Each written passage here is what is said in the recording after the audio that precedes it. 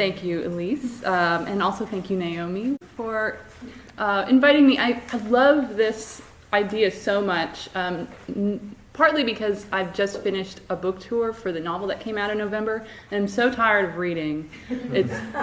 I enjoy it, but it's just going to be so cool to hear a story brought to life by someone who's a professional and knows what they're doing. And I want to give you a little background about this story. It has a pretty good origin story, actually. I had a box that I called my idea box. It was a little shoebox, and I would just put little scraps, like a word or two, and throw them in there. And if I was ever stuck on a story or needed an idea, I would grab a few scraps of paper out of there and force myself to write a story out of them.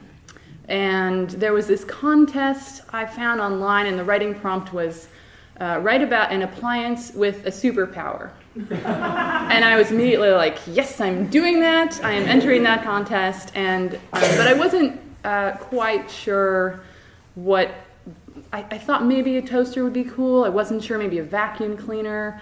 There's actually a vacuum cleaner with a magical power in a different story in this collection. So yeah, I went in my idea box and I pulled out 3 scraps of paper, and one of them said Jehovah's Witness, one of them said Japanese gravesite, and one of them said a whole lot of beer. And you haven't heard the story yet, so it doesn't quite make sense. It'll come to you as you listen. I will say that the inspiration for Miss Yamada herself was from a real English student I had when I taught in Japan. She was a Jehovah's Witness, which is not too common in Japan. And she came to my English lessons just so she could practice her Jehovah's Witness spiel when she went door to door and if she encountered someone who was an English speaker. And she kind of looked like the description you'll hear of Miss Yamada.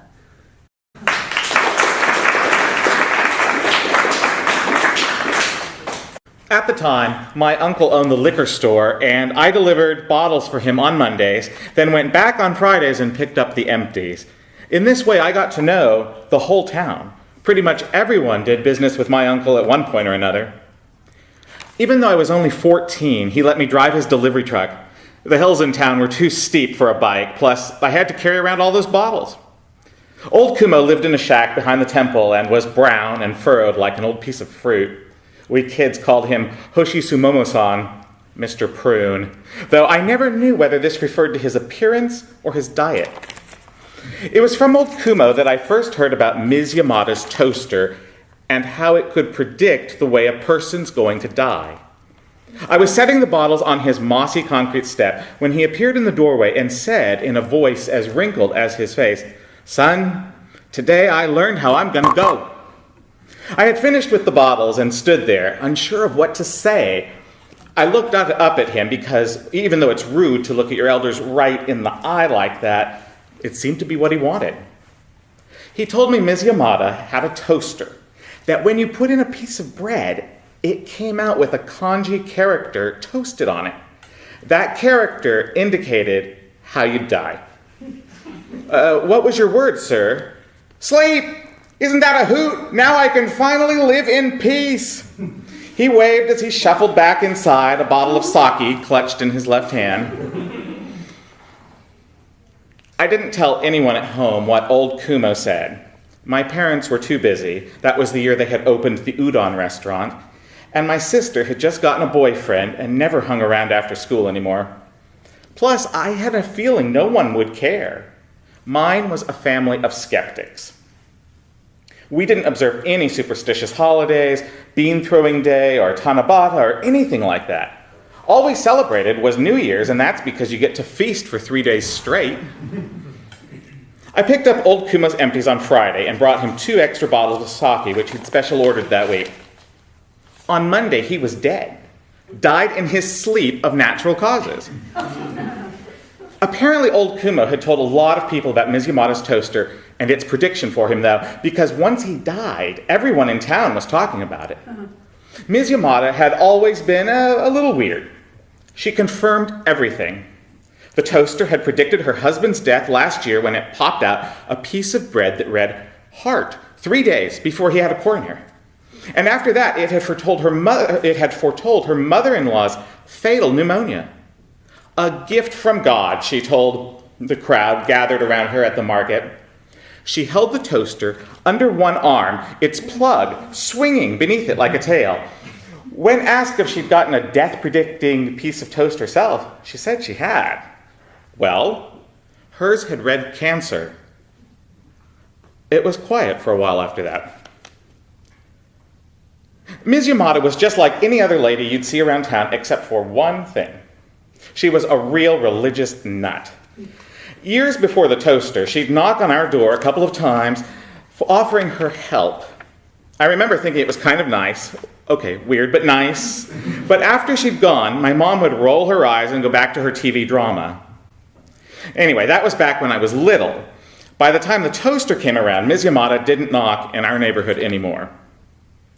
Her house was at the edge of town, partway up a huge terraced hill with a bamboo at the top. For a widow living alone, she had a pretty big standing order at my uncle's store. 8 tall, 1-liter bottles of beer. That was more than a liter a day. She, who smelled so sweet it hurt your nose like overripe peaches and spoke very properly and always wore something with lace on the collar, how could she go through that much beer? I thought of her at her impeccable kitchen table, pouring the beer into a glass and waiting patiently for it to settle, then taking the tiniest sip. I pictured her melting at the first drop of bitter liquid in her throat, her creamy makeup running down her neck, pooling between her breasts and in her belly button, and the starch on her collar drooping until her whole body oozed into a peach-scented puddle of foam. The toaster became a sensation. Some people thought it was a trick she was using to try and convert people, while others believed in the toaster's power, but disagreed about what ought to be done with it. Some wanted to enshrine the toaster and worship it like a Shinto deity. Others thought she should sell it to the government. But the thing people argued about most was whether or not it was right to use the toaster's powers to become one who knew. Soon the town divided itself between knows and didn't want to knows. Each group, of course, claimed the moral high ground. There was no room for compromise. Conflicting opinions on the topic spoiled countless friendships and were even named in the Sato's divorce proceedings as evidence of irreconcilable differences. Ms. Yamada didn't get involved in the politics of it. She let anyone use the toaster. She believed it was a gift from God that should not go to waste. Every day there was a line out her door of people, soft pieces of white bread in hand, hoping to find out in what fashion they would meet death. But some of the didn't want to knows were upset. One man, a retired professor from Keio University, who everyone just called Mr. Doc, went so far as to stand at Ms. Yamada's open door and protest. He was there talking quietly and intently to a young mother and her toddler on the front steps when I came by the next Friday to pick up Ms. Yamada's empties. They paid no attention to me as I stepped past and set the bottles in the entranceway. I could hear someone inside crying in the kitchen. On the way out, I passed the mother and child who were walking toward the road with Mr. Doc. I guess he'd convinced her not to go in. I kept my hat down, but as I passed, he called to me, "Keisuke." I turned, stunned he knew my name. "Are you planning to find out?" I shrugged. It seemed like an awfully big thing to know. Plus, I kind of liked thinking that maybe I'd never die. Like, by the time I got old, they'd have invented a cure for everything. "I'm fighting a losing battle," he said. "You just can't protect people from themselves." I bowed and walked quickly back to the truck. On the drive down, I passed 4 groups of people climbing the hill to Ms. Yamada's house. I wondered if Mr. Doc would be able to stop all of them. By Monday, every house I visited buzzed with talk of the toaster. Ms. Kawabata was predicted to die by fire, the same as Ms. Shinjo. Both were librarians. Extra fire extinguishers were purchased for the older wooden library building, and a state-of-the-art sprinkler system was installed. A newlywed couple canceled their honeymoon flight to Hawaii because both of their pieces of toast had popped up bearing the character air. At dinner time, my parents and sister talked about how nuts everyone was, but I kept quiet. I didn't necessarily believe in the toaster, but I was at least willing to be convinced, maybe.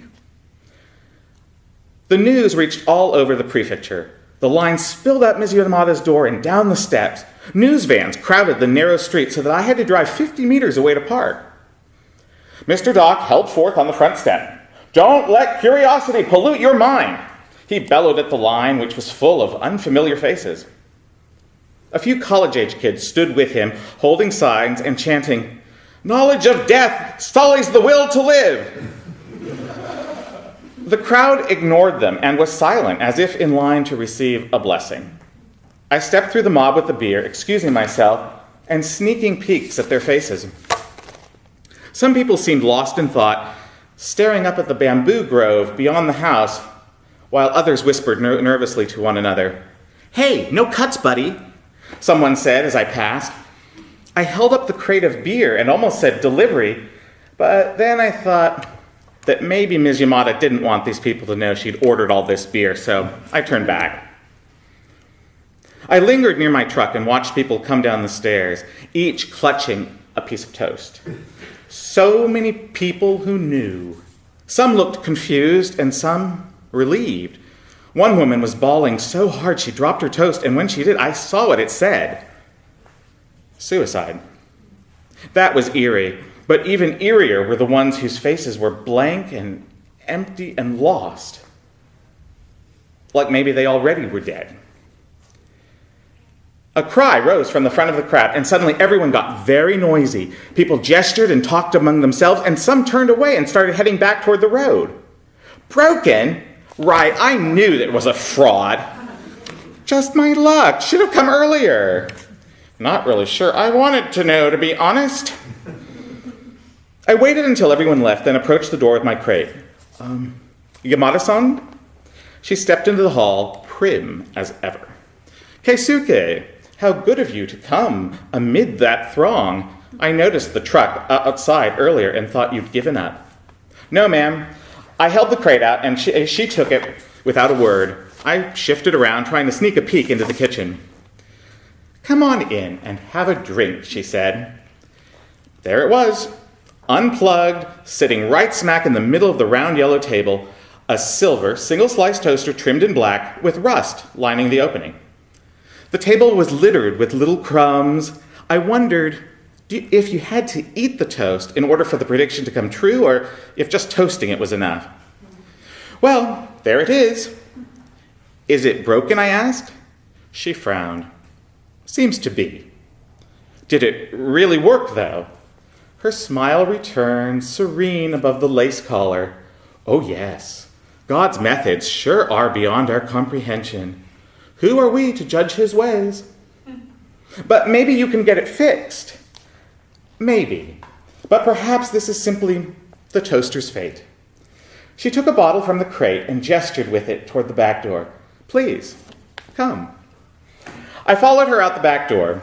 The yard had been completely overtaken by a jungle-like garden that seemed out of step with Ms. Yamada's tidy appearance and manners. We picked through the vines until we reached the back of the yard, where a stone shrine stood against the first tall mud terrace, the family grave.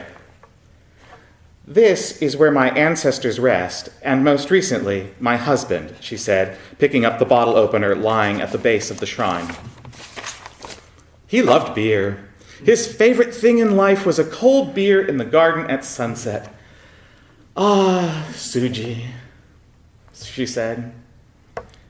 She opened the beer deftly and poured it all over the shrine, slowly dousing the statuary in caramel foam. She took the bottle wildly at the end, spraying us both with drops of beer.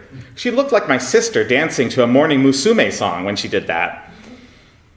When the bottle was dry, she set it on the ledge where the offerings are left. The family name, Yamada, heavenly mountain and earthly rice field, was carved in fancy calligraphy above the shelf, and beer meandered down the grooves in the stone like a lazy river in summer. She sighed. I do that every day. That is my offering to him. After what I just witnessed, I felt comfortable enough to ask, Yamada-san, what about the 8th bottle?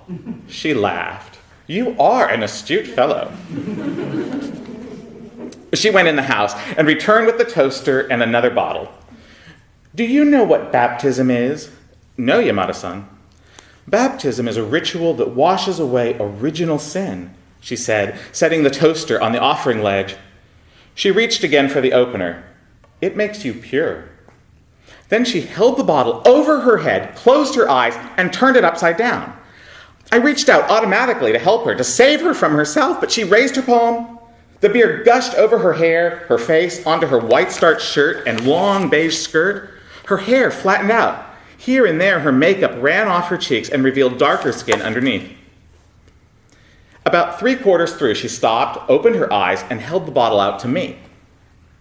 I didn't move. All I could hear was the drip, drip, drip of beer hitting the dirt around Ms. Yamada's feet. I know what my uncle would have said. What a waste of alcohol. He always said it was a sin to waste liquor. My impulse was to take the bottle, and maybe she wanted me to hold it for her, but then she raised it to the sky and said, for once they came to me. I did the best I could. I explained God's true purpose and will and how to be saved. But no one listened. The remaining beer sloshed around inside the bottle. Her eyes were closed. It seemed she'd forgotten I was standing there.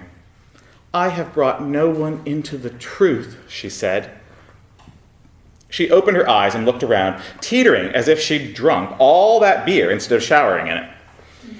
When she noticed I was still there, she held the bottle out to me once again. Strands of wet hair clung to her cheeks. She smiled a smile I've never forgotten, a smile like a girl playing in a puddle. I stepped close to her, close enough so that I could see the pink brassiere through her damp blouse. Together, we emptied the bottle into the toaster's vacant slot. When the slot overflowed, she pushed down the lever on the side. She looked toward the sky. I wondered if she was thinking of her own death. I followed her gaze. I could see the hilltop behind us and the bamboo growing there. The stalks moved slightly in a breeze I couldn't feel, revealing and concealing slivers of blue that formed words faster than I could read them. A marvel for anyone who cared to look.